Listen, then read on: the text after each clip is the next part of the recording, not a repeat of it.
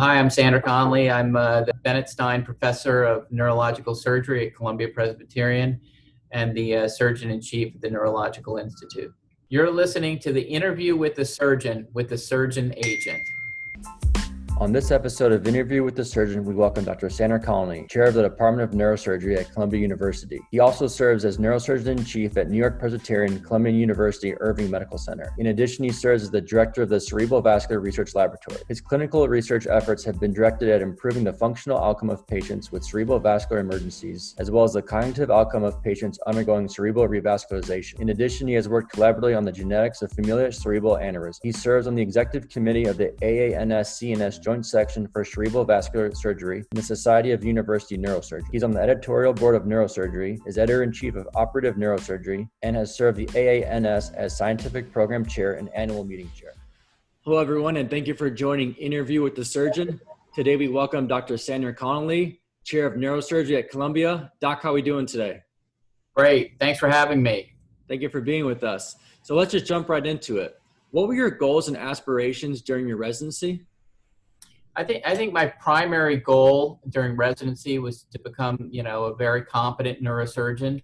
I don't think I had any goals or aspirations really beyond that. I wanted to be good enough that people who were training me felt that they could trust a family member in my care. And so I kind of modeled my training after that. That's pretty much what took me to the next stage. So I wanted to be good enough to essentially be considered one of their partners. So then during your chief year, what was your mentality heading into your first job search, and how did that perspective change the beginning years of your career? So I never really entered a job search. There was a transition in the department happening about the time I was a senior resident, and the department chair reached out to me and told me that they were looking to retain me. Obviously, I could look at other jobs and everything, but I thought it was a good enough job that I really didn't go through a job search. So my mentality really was one of acceptance and preparing myself for that role. So in that role, what would you say were some of the keys to your success that shaped your early career as you climbed to the top of the industry? So I think the key thing for me was having a niche. To not being in competition with anybody else in the department, to having my own area of expertise where all the other members of the department felt that my success was their success. The other piece that was very important to my early success was the research that I undertook. And what made that possible was that the area that I had chosen clinically was really emergency based. And so would often happen, the cases would often go in the evenings and on weekends. And so that gave me plenty of time during the week and in the mornings when I was fresh to do that research and collaborate. So those were probably the two biggest things that led to my advancement as a faculty member. Now, during your career, did you ever consider going private practice, or were you academic focused all the way? I was pretty much academic focused all the way. I had family members who had been kind of in large clinic settings that were kind of private-academic, if you will. But once I got involved in the research aspects during my training, I really kind of focused mostly on being an academician. So what advice do you have for the graduating residents and fellows that are entering the job market for the first time? I think that when you're looking at a job, the two things that I think are really important is first of all, the need of the job for you. So often people turn it around, look at what they need out of a job. But I think the critical thing is to find a job where you're truly needed and try to gauge the level of that need. If that level is very high, I think you're likely to be very successful. I think the other thing that's critical, even though you're needed, is to have adequate mentoring around. And that's true whether you're in private practice or in academics. You want to be surrounded by people who are invested in your, really even more than professional development, your clinical development. When you're getting started, a lot of people think, oh, you just get dropped down out of residency or fellowship into a practice. And the training really optimally done lasts another 5 to 10 years. So having people around who are expert surgeons, who are highly invested in your success, your long-term success, I think is a critical piece. As the new chair of Columbia Neurosurgery, can you kind of take us through your journey on how you ended up here? Well, I said yes to being a faculty member, and just stayed and worked and tried to do a good job. Obviously, academic medicine has several different roles that you play. Some of it's as a teacher, some of it's as a researcher, some of it's as a clinician. And I think that in all of those areas, I found a lot of joy and reinforcement. And so I think that if you enjoy academics, you don't have to enjoy all three of those pillars, but it's very helpful if you really enjoy teaching. One of the things that I've always enjoyed teaching residents, but as my career advanced, I really came to really love teaching younger students, medical students, and even undergraduates, and found a lot of joy and value in that process. So with the world kind of being all virtual right now and a lot of these annual conferences being canceled, what advice do you have for the chief residents and fellows that would normally be able to network with folks like yourself at conferences? And right now they're trying to figure out the whole outreach process. Yeah, so I think that actually in some ways it's better than it's ever been. Zoom, as we're doing today, telephone calls, people have a lot more time for that because they're not traveling. And so I think as long as you use the same kind of networks that you used before to reach out to people, introduce yourself, people are very open to discussing things with you. And I think you can actually survey more people in a more intimate and impactful way through the internet than probably at meetings where there's, drinking and loud music and all that stuff going on. So I think that the avenues for that are bright.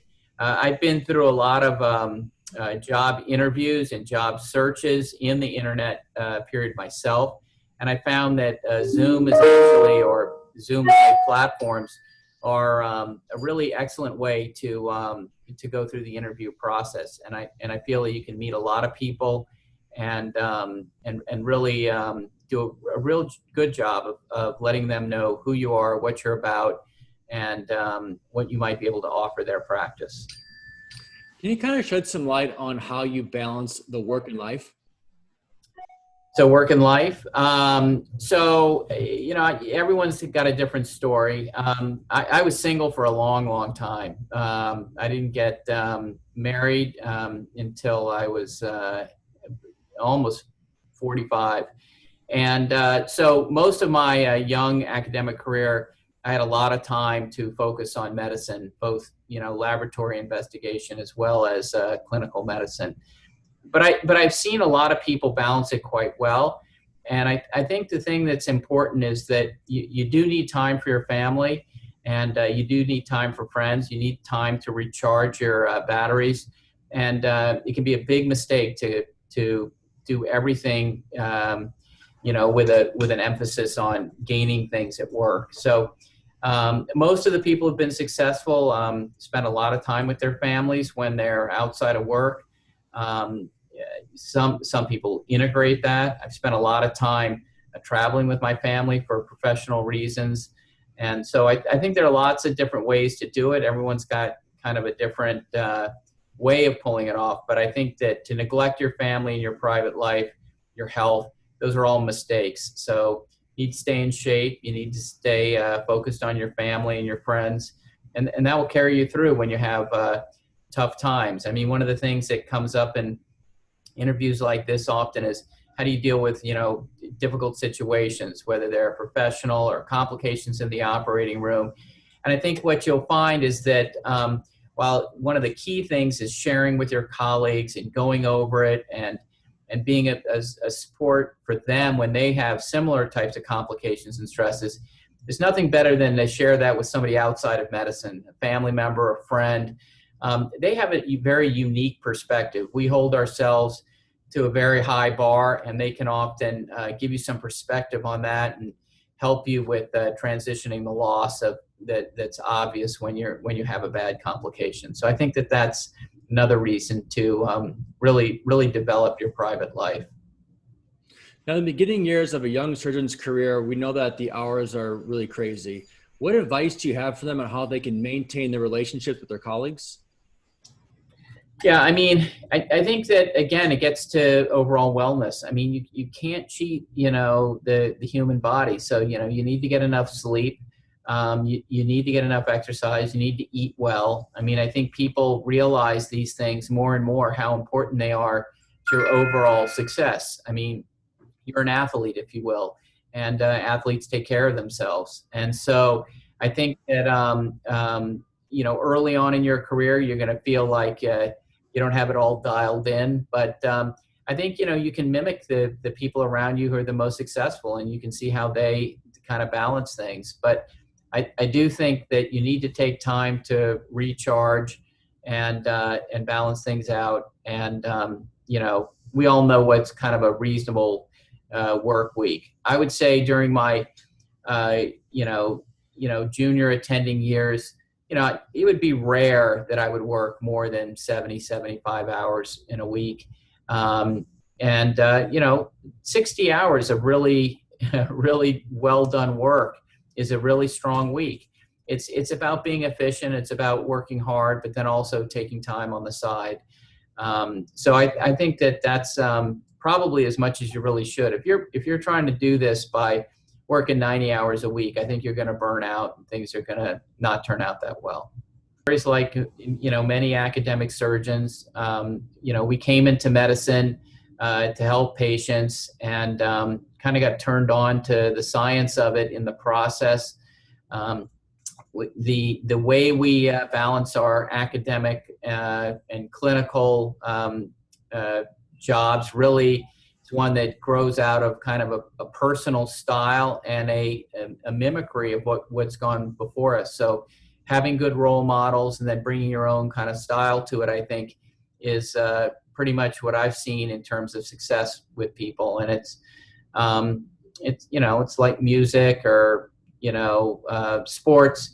You're gonna have musicians that you love the way they play, but at the end of the day, you have to play the way you play. And so you mimic that, you study that, you look at their technique. You may take little pieces of everything from that one person did in one area, and then meld it with what somebody else did in another area, and then that's kind of your personal kind of style. And so I think there are lots of ways to do this. We don't want anybody to come out looking exactly like the last person. I mean, that's what makes it a rich environment, academic medicine.